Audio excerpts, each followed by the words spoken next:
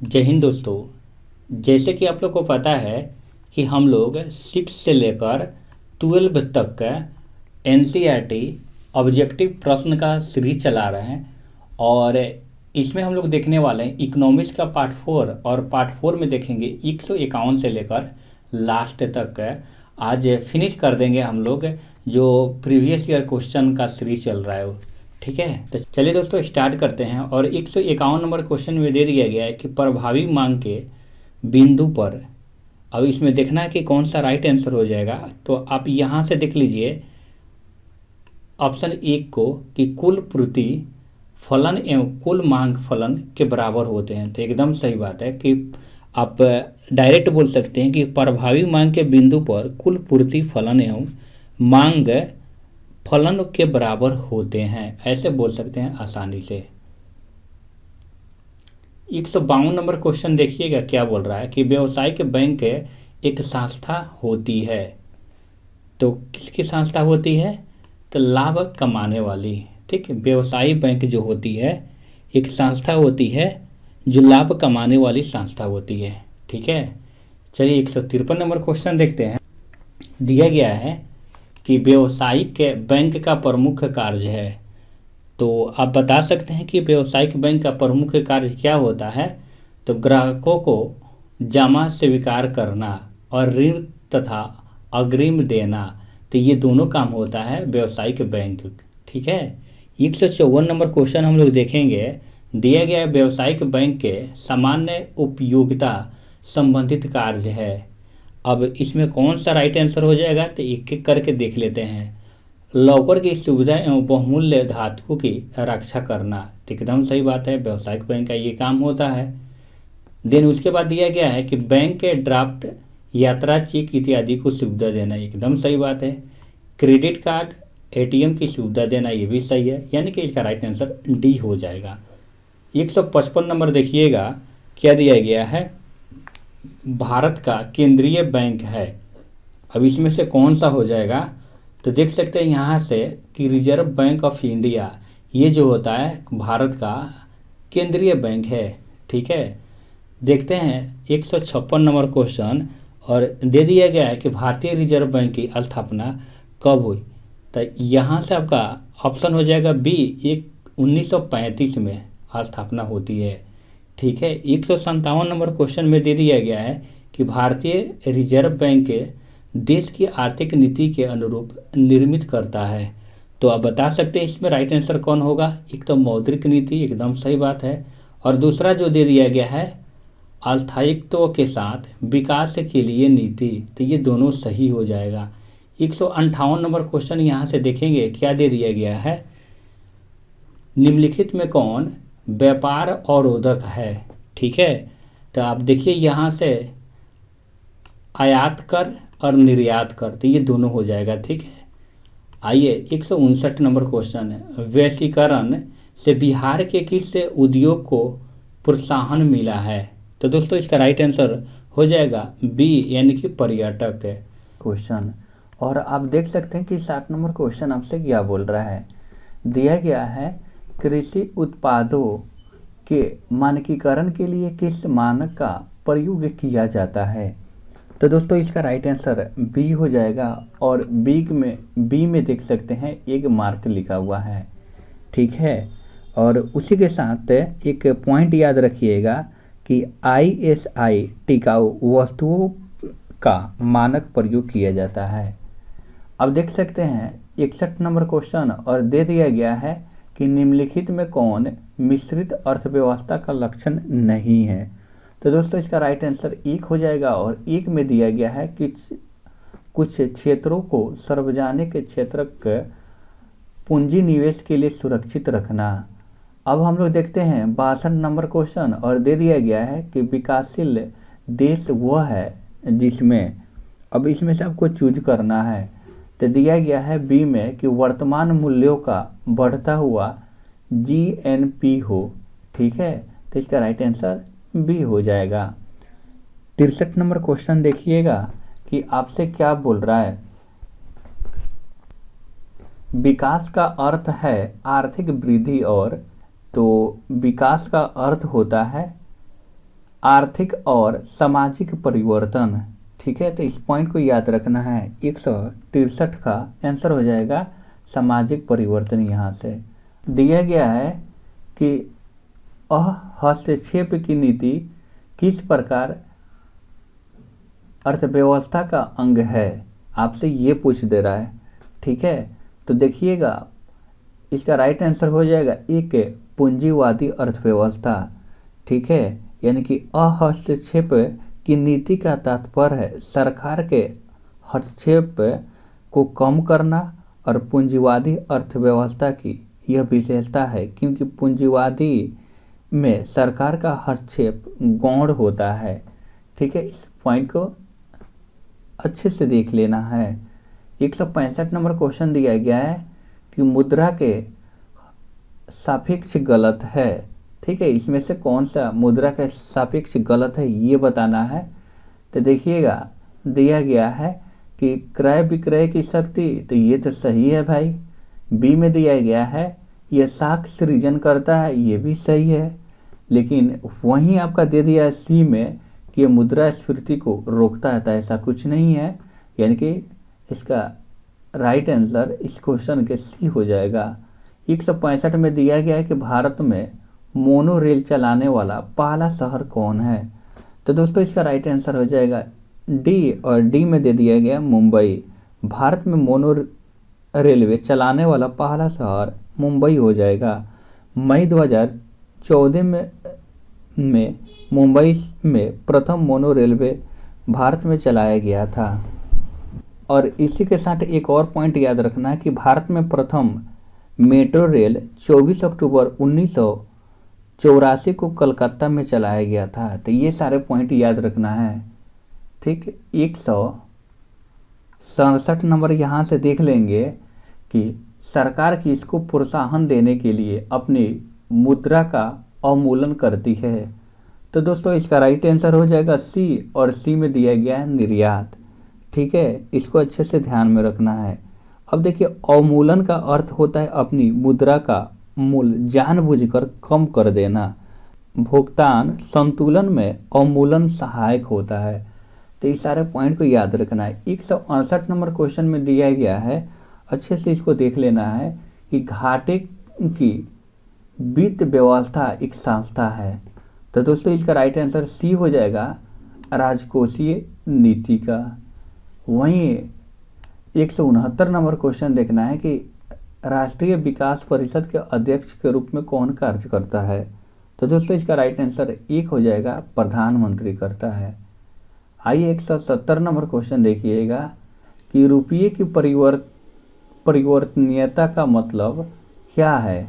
इसमें आपको ऑप्शन में चूज करना है। तो दोस्तों इसका राइट आंसर सी हो जाएगा रुपयों को अन्य प्रमुख मुद्राओं में से इसके विपरीत रुपया का परिवर्तन कर देना। वहीं 71 नंबर में दिया गया है कि भारत में गन्ना की खेती एक उदाहरण है। तो दोस्तों इसका राइट आंसर एक हो जाएगा रोपण कृषि। आइए 172 नंबर क्वेश्चन देखते हैं कि भारत में आर्थिक नियोजन का स्वरूप है। तो दोस्तों इसका राइट आंसर डी हो जाएगा, और डी में आप देख सकते हैं उपयुक्त में सभी है, यानी कि बी केंद्रीकृत निर्देशनात्मक है, उसके बाद समाजवादी और पूंजीवादी तत्वों का समन्वय है। ठीक है, तो ये सारे पॉइंट इसके अंदर आ जाएगा। वहीं 73 में दिया गया है कि विनिवेश होता है।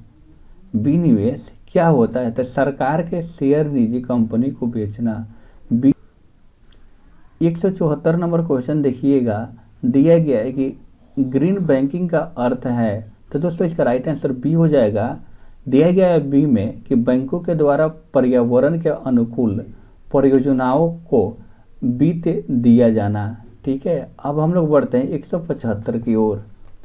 देखेंगे यहाँ से 175 में दिया गया है कि व्यवसाय की जोखिम को वहन करने वाले व्यक्ति को क्या कहते हैं। तो दोस्तों इसका राइट आंसर क्या हो जाएगा, सी साहसी।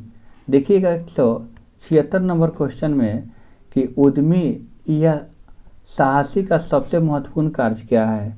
तो दोस्तों इसका राइट आंसर हो जाएगा डी, और डी में देखिएगा कि व्यवसाय की जोखिम और अनिश्चितता को वहन करना। ठीक है। 177 नंबर क्वेश्चन देखिएगा कि कृषि के क्षेत्र में सामान्यतः किस प्रकार की बेरोजगारी पाई जाती है।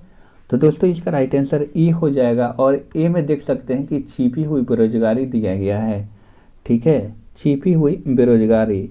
और इसी के साथ एक और पॉइंट याद रखना है कि कृषि क्षेत्र में अतिरिक्त श्रम शक्ति भी है। ठीक है। और 178 नंबर देखिएगा कि क्या दिया गया है। दिया गया है कि बेरोजगारी का क्या दुष्प्रभाव होता है। तो दोस्तों इसका राइट आंसर हो जाएगा डी, निर्धनता। और देन उसके बाद आपका निम्न जीवन स्तर भी हो जाएगा, शिक्षा एवं स्वास्थ्य में गिरावट भी हो जाएगा। यानी कि आपसे ये बोल रहा है कि टोटल हो जाएगा 179 का। देखिएगा कौन सा आंसर हो जाएगा। 179 में दिया गया है कि बिहार में किस प्रकार की बेरोजगारी अधिक उग्र है। तो दोस्तों इसका राइट आंसर सी हो जाएगा। और सी में देख सकते हैं कि यहाँ से दे दिया गया अदृश्य बेरोजगारी। 180 में देखिएगा दोस्तों क्या दिया गया है कि बिहार के किस जिले की जनसंख्या सबसे, यहाँ देखिए ना बोल रहा है कि कम है। तो दोस्तों इसका राइट आंसर सी हो जाएगा, शेखपुरा। ठीक है। वहीं 181 में दिया गया 2011 के जनगणना के अकॉर्डिंग बिहार में जनसंख्या का औसत घनत्व। तो अब इसका राइट आंसर देख सकते हैं यहाँ दिया गया 1106 प्रति वर्ग किलोमीटर। अब देखते हैं यहाँ से 182 नंबर। ठीक है। 182 में दे दिया गया है क्वेश्चन 2011 की जनगणना के अनुसार भारत में पुरुषों की साक्षरता दर। तो दोस्तों इसका राइट आंसर हो जाएगा बी। और बी में आप देख सकते हैं 82.14%। 183 में यहाँ देखना है भारत में मानव विकास का आधारभूत सूचक क्या है। तो दोस्तों इसका राइट आंसर सभी हो जाएगा। और सभी में देख सकते हैं एक एक पॉइंट करके औसत आयु एवं साक्षरता दर, जन्म एवं मृत्यु दर, प्रति व्यक्ति आय। ठीक। 184 देखिएगा 184 में क्या बोल रहा है, भारत की मूल आर्थिक समस्या है। तो आप देख सकते हैं आपका गरीबी है और बेरोजगारी दोनों है। यानी कि सी इसका राइट आंसर हो जाएगा। 185 में दिया गया है कि हमारे देश की कितनी जनसंख्या गरीब से पीड़ित है। तो दोस्तों इसका राइट आंसर हो जाएगा डी, 1/4। वहीं देखिएगा 186 में क्या दिया गया है, भारत में गरीबी का प्रमुख सूचक है। क्या हो सकता है इसमें। तो इसका राइट आंसर देखिएगा आय का निम्न स्तर, उपभोग का स्तर, ये दोनों का देखिएगा तो सी में दे दिया गया है। चलिए हम लोग बढ़ते हैं 187 नंबर क्वेश्चन यहाँ से देख लेते हैं दोस्तों। दिया गया है कि भारत में शहरी निर्धनों की तुलना में ग्रामीण निर्धनों की संख्या। तो इसका राइट आंसर बी हो जाएगा। और बी में देख सकते हैं दिया गया है अधिक, यानी कि तुलना किया है तो उससे अधिक ये है। 88 नंबर क्वेश्चन दिया गया है। ठीक है। भारत में स्वास्थ्य सेवा में, अब इसमें देखना है कि कौन सा इसका राइट आंसर हो जाएगा। तो दोस्तों बी, अपेक्षाकृत धीमी गति से सुधार हुआ है। 89 नंबर क्वेश्चन में दे दिया गया है कि देश में कितने % लोगों के सार्वजनिक स्वास्थ्य सुविधा उपलब्ध है। तो दोस्तों इसका राइट आंसर सी हो जाएगा, लगभग 20%। आइए 90 नंबर क्वेश्चन देखते हैं। वहीं 190। ठीक है। तो दिया गया है कि प्राथमिक स्वास्थ्य सुविधा प्रदान करना किसका दायित्व होता है। तो ये तो गवर्नमेंट का होता है, यानी कि इसका राइट आंसर सी हो जाएगा। 191 नंबर क्वेश्चन दिया गया कि राष्ट्रीय ग्रामीण स्वास्थ्य मिशन कब प्रारंभ किया गया। ठीक है। तो ये किया गया 2005 में किया गया है। इस पॉइंट को आप लोग को याद रखना है। ठीक है। अब हम लोग थोड़ा सा आगे बढ़ते हैं और 92 नंबर क्वेश्चन देख लीजिए क्या बोल रहा है आपसे। दिया गया है कि प्राथमिक स्वास्थ्य केंद्र की शुरुआत कब किया गया। तो दोस्तों इसका राइट आंसर हो जाएगा 1952 में। ठीक है। आइएगा ना 193 नंबर क्वेश्चन देखते हैं। विकसित देश के कार्यबल का अधिकांश भाग कार्यरत रहता है। तो दोस्तों इसका राइट आंसर सी यानी कि सेवा क्षेत्र में। वहीं 194 में दिया गया है कि एक अर्थव्यवस्था की आधार संरचना का निर्माण होता है। तो दोस्तों इसका राइट आंसर हो जाएगा सेवाओं के द्वारा, यानी कि सी नंबर। 195 में देखिएगा दिया गया है कि सेवा क्षेत्र का निर्माण होता है। तो दोस्तों इसका राइट आंसर हो जाएगा आपका डी, और डी में देख सकते हैं ऑल हो जाएगा, परिवहन सेवा के द्वारा, संचार, वाणिज्य, यानी कि इसका राइट आंसर ऑल हो जाएगा। 196 नंबर देखिएगा क्या दिया गया है कि भारत को किस उद्योग के क्षेत्र में अधिक सफलता मिली।